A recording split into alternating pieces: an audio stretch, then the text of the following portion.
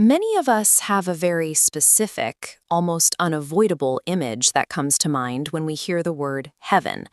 It usually involves white robes, harps, and sitting quietly on a cloud in a bright, endless void. That sounds tedious. If eternity is a passive existence where time drags on forever with nothing to actually do, it is logical to struggle with the idea of getting excited about the afterlife.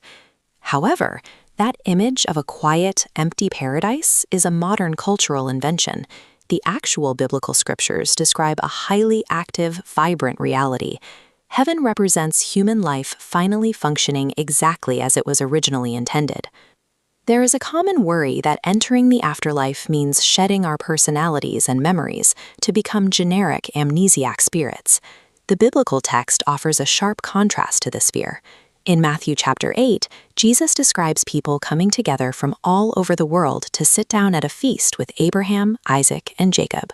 People retain their distinct selves, and historical figures remain entirely recognizable. We see this again in Matthew 17 during the Transfiguration. The disciples instantly recognize the prophets Moses and Elijah, despite having never met them in life, proving that individual identity is preserved. Because identity is maintained, reunions with parents, grandparents, and friends are real. These relationships continue in an environment stripped of earthly baggage like jealousy, misunderstanding, or betrayal. In eternity, our identities are perfected, allowing us to be completely known by others and completely secure in ourselves. Another major source of friction is the assumption that a perfect paradise requires a permanent state of idleness. This diagram compares two different cycles of effort. According to passages like Luke 19 and Revelation 22, humans are actually given significant responsibilities, authority over cities, and complex tasks to manage. Humans were designed to create, build, and lead. This cycle of unhindered creation shows how those core drives find their ultimate outlet in the afterlife. The core difference lies in the environment. Earthly work is burdened by stress, failure, and burnout. Remove those factors, and work becomes a continuous source of deep satisfaction. Heaven offers the ultimate opportunity to step into our true vocations and create without limitation. There is often a real lingering dread that existence in paradise consists entirely of one mandatory, never-ending sing-along. While the book of Revelation describes a massive gathering of people from every nation praising God, this is not a forced activity demanded by a distant dictator. Revelation 21 describes a restored physical world.